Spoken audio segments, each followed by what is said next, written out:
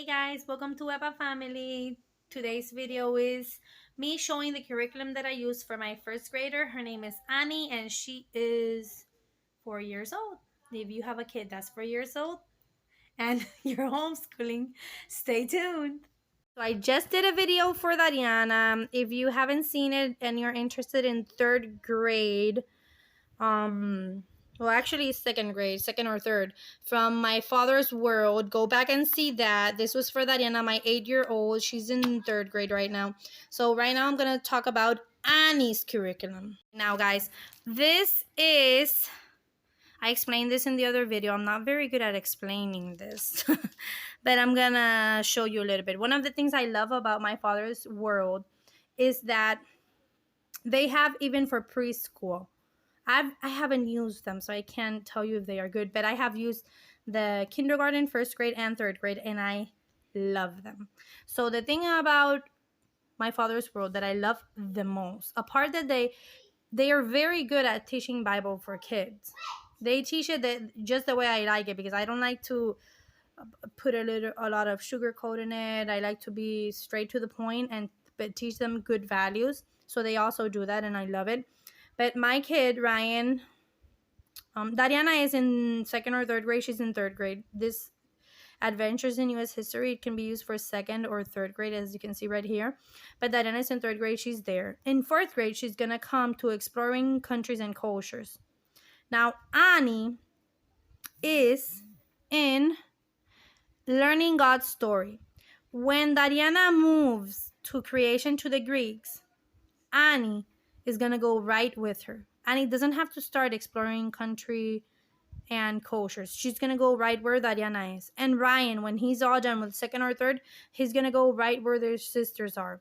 When Dariana finishes, she can repeat this one, or she can go right to ninth grade.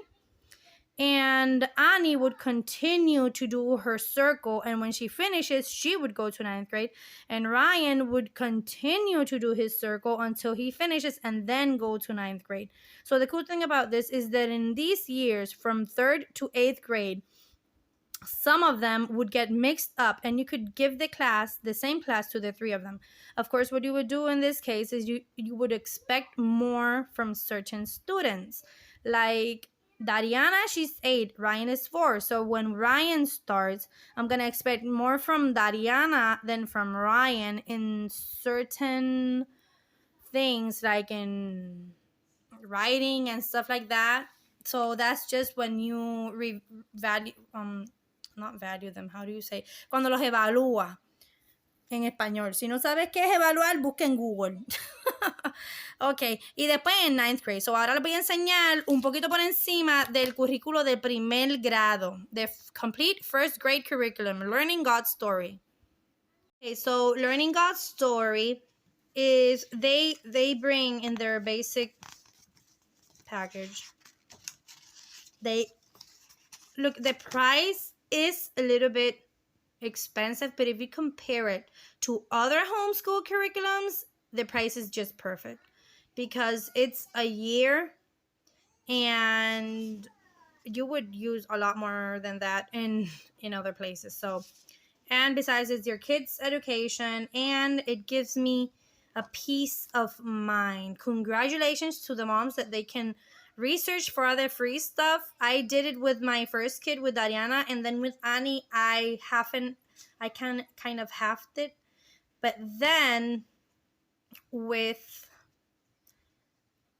you see, Dariana never got kindergarten with them. Dariana only took first grade because I started to give her class when she was 2, or class, for toddlers. But I did all the research, and I printed all the worksheets from Teachers Pay Teachers and stuff like that. But when I had my third kid, I wanted to keep a sound mind, so I just buy the curriculums and the worksheets, because I was a printaholic. I used to print everything. So they do give you these that are very good for the kid. These are for, I haven't cut it, This is me being lazy, because you're supposed to cut it y después lo doblas, you fold it and it stands up, but I just folded it right there. So they give that, and they also give the vowels. I put them in a mica. You see? And they give songs. They tell you which songs and everything. So they also have the lesson overview. They show you all the lessons they have. They have 34 lessons. And they're going to learn what is history and scrolls.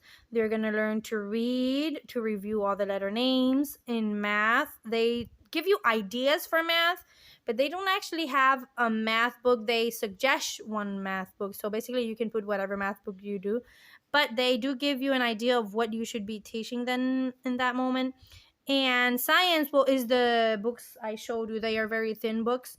So I love science. So I actually got library was closing, so they were giving away the books. So I went and I got books for my kids, and I actually give them those books instead of these. Sometimes I read these to see if they have good ideas, but I don't really use their science part much. Now I love, oh sorry, that's a word. I was like, wait, whoa. They give you to read, to ideas for playing, what to do if your child is already reading well. In the back there are, I think it's in this one, they give you what books they use and what books you can use for each week. They tell you for numbers and countings, the daily math activities. See that science, there's where they tell you when they teach the proverbs, what I'm looking for. Let me see if I can find it. What to tell the kid when they're learning to write, the handwriting guide. Oh, it's not in this one. I thought it was in this one. I think it's in Ryan's book. So let me just show you this. So their week one, they have a weekly overview, and they show you what activity they're gonna do the first day. They don't put dates because obviously it's whatever day you want. They usually have 5 days, and then the last day is exploration day. So you don't do a lot, you do a little bit of class, and then you go outside and you learn more outside. I just don't give class that day, so I just use exploration. I check what day of the week I can do it, and I do it on that day. So they tell you in the workbook what page they should do, the student sheet. In Bible history, they actually have it written, everything that you have to give them, everything that you have to say, what to answer them. Is actually very, very good. I love it. When they're in the pages, see, it tells you when they're in the workbook in page 1, it tells you like hints for you and tells you how to show your kids and what to tell them. It says point to B, butterfly at the top of the page, and then say this is letter B. The letter B has the sound of B. Okay, so I love it because it's amazing, and it gives you activities, and I really do love it. If you want a Bible-based curriculum, this is perfect. So if you're not sure if you want to or not, the teacher's manual is like $130 basically, but they do have free samples that you can download and check out to see if you like their style. They are very good. I don't think you'll be disappointed. Oh, and they also have the student workbook. So when they say the workbook, go to page 1, so the kids write. They have a lot of stickers because I buy stickers in Dollar Tree, and every time they finish a page, they get one of these stickers. Now these stickers, they have these little fat stickers right here because they are like with foam inside. I call them special stickers. They do not get a special sticker unless they are done with the whole day or they do extra work.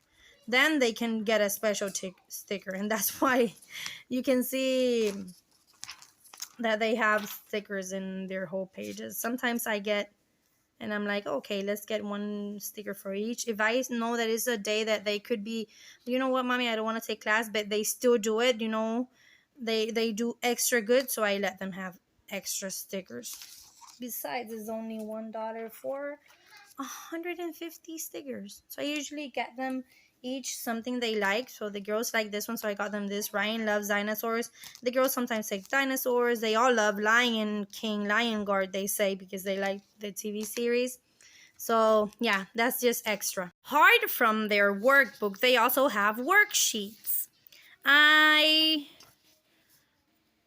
give them some worksheets. I do some worksheets I don't. It depends because they are doing so much and I don't want to overwhelm them. So this is for math, is one number a day, so they practice it. So I basically tell her count the numbers and then write the next one. So she reviews the numbers every day. And here they say you're supposed to cut it and like just put it on top. But I always lose these things. So what I tell her to do is, you know what? Just write it. And that's it. So let me show you some of their worksheets for writing, for activities.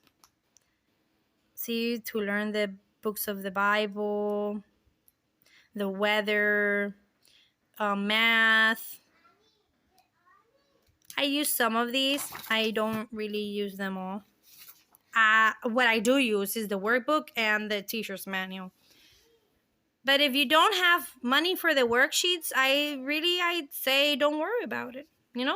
Just figure out your own way. But the worksheets the workbook and the teacher's manual is a plus. Also have their Bible reader. This is very good. It is $15, but $15 to $20, I think. But you know what? This is great for them. It is great for them to read. It is like their own little Bible. It's a Bible reader. And look at the words. It wouldn't give them a headache at all. Big fonts and very good space and not a lot written on it. So I love it. And if they get too tired, I would read part and they would read part and then I would read the other part. But they also have pictures. So sometimes I tell them that they can paint it, but sometimes they just want to learn it and they don't want to paint it. So it's depending on how they feel. But this Bible is very good. Now, the Bible notebook is when you give them the Bible story. This is just really a notebook emptied. And they can just put their favorite part here. But, I found that they get very tired doing, because I don't only give them this curriculum. I don't know if you guys, this part is of Annie's book, extra books that I give her. It all depends on how they're feeling, if they feel too tired that day or stuff like that. Sometimes I will push them a couple of times, but I don't want to push them too hard. I want to push them just the right amount. So I do give them some days. I don't know if you guys went to public school. I did. And when the teacher said, you know what, let's take a break, it was like, woo, because it was awesome. So this is not very necessary. But the Bible reader is great, and your kid is going to learn so much about the Bible just by reading these. And when they start reading by themselves, this is great learning material, and they are learning Bible. So it's a thumbs up. Muy bien. My Father's World. Ay, yo quiero que no les enseñé esto al principio. Sí, My Father's World. Awesome.